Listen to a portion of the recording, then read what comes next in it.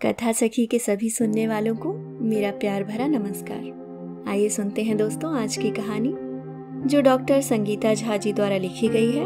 कहानी का शीर्षक है तीतरी। सचमुच ये तीतरी ही है, तितली नहीं। बचपन से दिमाग में भरी हुई चीजें आसानी से दिमाग से निकलती नहीं हैं।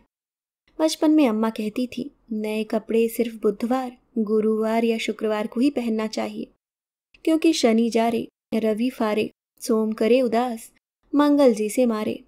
इसका मतलब अगर शनिवार को नए कपड़े पहने जाए तो जलने का डर रहता है, और रविवार को फटने का। सोमवार उदास कर देता है और मंगलवार मानो मन को ही खत्म कर देता है।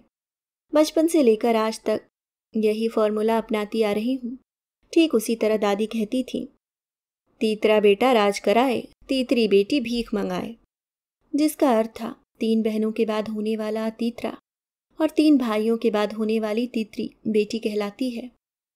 इस तरह और भी कई चीजें बेटों को लेकर, जैसे एक आख आख नहीं या फिर एक बैल बैल नहीं, दोनों की जोड़ी जरूरी है। 2 बेटों की जोड़ी बनाने के चक्कर में कईयों के 4 बेटियां हो जाती थीं। हमारे घर पर ऐसा नहीं था, क्योंकि एक तो अम्मा पढ़ी लिखी थी, दूसरा भैया के तुरंत बाद मैं पैदा हो गई। हम दोनों ही ऑपरेशन से पैदा हुए थे। इससे अम्मा ने फैमिली प्लानिंग का ऑपरेशन भी करवा लिया था। बहुत बड़े तक मैं समझती थी कि परियां ही घर पर बच्चे छोड़ जाती हैं। कभी कुछ प्रश्न भी दिमाग में आते तो अम्मा फट से अपने पेट में चीरे का निशान दिखा मेरी जन्मस्थली भी मुझे दिखा देती। जो बच्चे अंग्रेजी मीडियम वाले थे उनके अनुसार स्टोर या सारस ये काम करते थे। खैर, तीतरी की बात करते करते हम कहाँ आ गए। हमारे एक पड़ोसी थे, खरे अंकल और आंटी। उनकी छोटी बेटी नीता मेरी सहेली थी और बड़ी दीदी मीता हमसे 3 साल बड़ी थी, और उनके यहाँ दादी भी साथ रहती थी। इससे बेटे की आस बनी हुई थी। नीता मेरी सहेली जरूर थी, पर वो पूरा परिवार बड़ा सिक्रेटिव था। क्या मजाल कि उनके घर की कोई बात भी हमें पता चल जाए। एक दिन मैं और नीता खेल रहे थे, तभी अचानक एक बच्चे के रोने की आवाज़ आई। मैंने अपनी जासूस बुद्धि का इस्तेमाल कर ये जानने की कोशिश की कि ये आवाज़ कहाँ से आ रही है। नीता ने धीरे से बताया कि उसकी मम्मी ने 3 महीने पहले एक बच्ची को जन्म दिया है।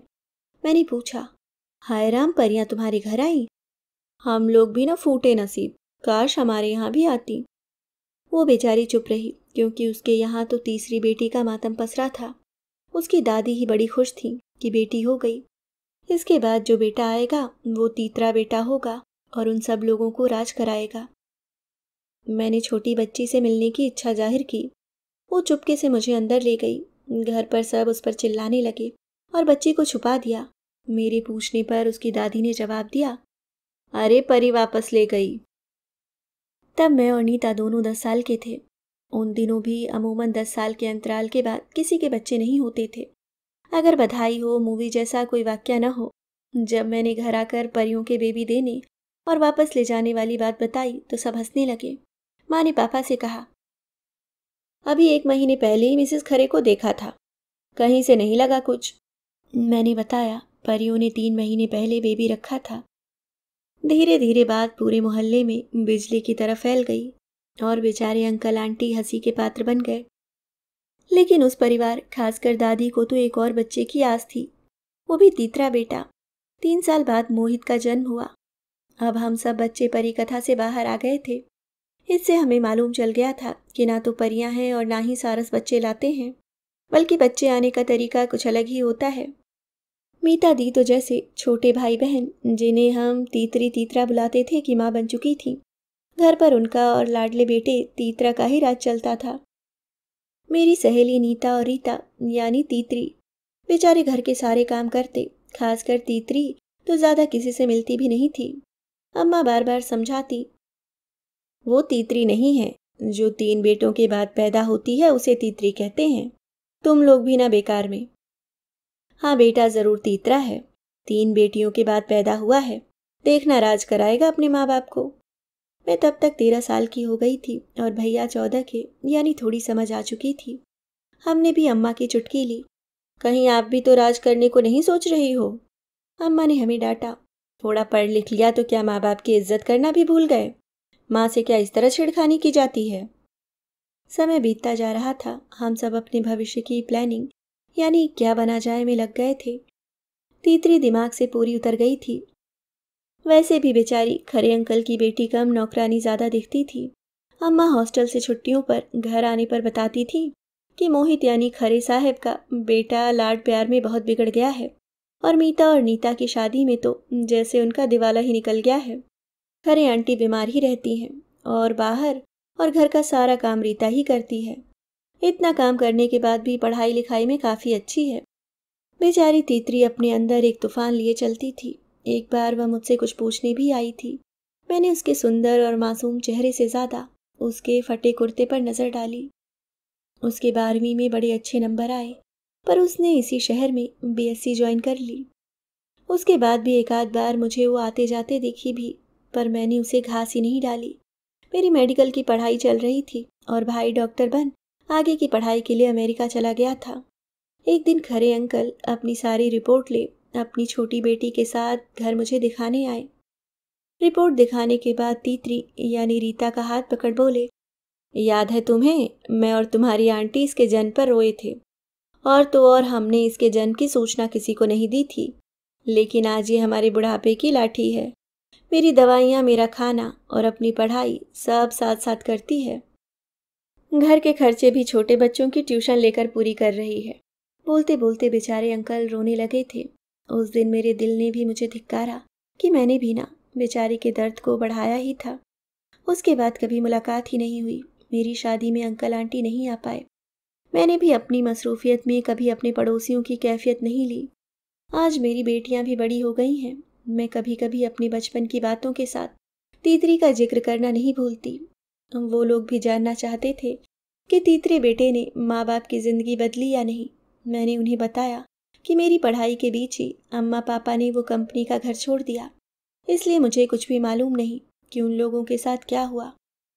कई बार फेसबुक में भी मीता दी और नीता को ढूंढने की कोशिश की, पर निराशा ही हाथ लगी। मैं भी अब शहर की बड़ी डॉक्टर बन चुकी थी। दोनों बेटियां भी डॉक्टरी पढ़ रही थीं। एक बार मजाक मजाक में मेरी बड़ी बेटी ने पूछ भी लिया, मॉम, आपको भी तो कहीं तीसरा बेटा नहीं चाहिए था? राज करती आप महारानी। एक दिन मुझे सेक्रेटरीट से चीफ सेक्रेटरी के पीए का फ़ोन आया कि उसके बॉस की वाइफ मुझसे कंसल्ट करना चाहती है। कुछ गायनिक प्रॉब्लम है। दूसरे दिन लाल बत्ती वाली गाड़ी में एक बड़ी एलिगेंट गोल्डन चश्मा लगाए एक प्यारी सी महिला आई। उनके साथ 2 एस्कॉर्ट भी थे।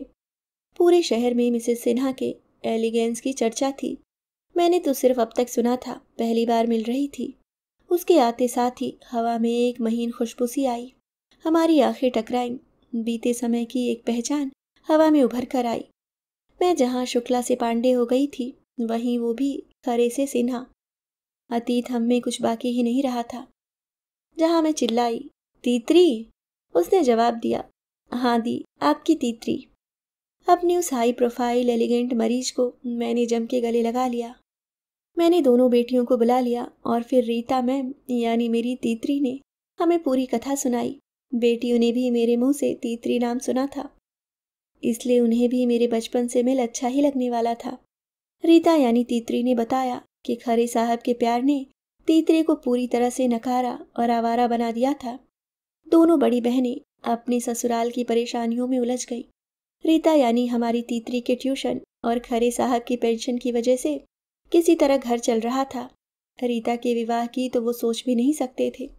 रीता अविनाश की छोटी बहन को मैथ्स पढ़ाती थी और उस समय श्रीमान अविनाश सिन्हा जी यूपीएससी की तैयारी कर रहे थे और रीता ने साइंस सब्जेक्ट पढ़ने में उनकी जी जान से मदद की। उसी दौरान दोनों करीब आ गए। फिर क्या था, आगे की कहानी सामने थी। और तो और अंकल आंटी के दिन भी तीतरी नहीं बदले। रीता की बात सुन सारा बचपन आंखों के आगे घूम गया। कहाँ उसे हम तीतरी कह उसकी हंसी उड़ाते थे और उसने तो मानो सबको मात दे दी। जिस बेटे से राज कराने की उम्मीद थी, वो भी तीतरी के ही रहमो करम पर था। काश उसकी दादी मेरी दादी आज होती तो शायद समझ पाती कि उनकी कुछ मान्यताएं गलत भी हो सकती हैं। तीतरी के जाने के बाद भी कमरा उसकी भीनी भीनी खुशबू से महक रहा था और मेरे ज्ञान चच्चू मुझे धिक्कार रहे थे। काश मैंने उसे तीतरी तीतरी बुला नकारा ना होता। अभी आप सुन रहे थे डॉक्टर संगीता झा जी द्वारा लिखी गई कहानी तीतरी। दोस्तों, सच है, कई बार अंधविश्वास और मान्यताएं हमारे दिमाग में इस कदर हावी हो जाती हैं कि उनके चक्कर में हम किसी के साथ भी अन्याय करने लगते हैं। उम्मीद करती हूँ दोस्तों कहानी आपको पसंद आई होगी। धन्यवाद।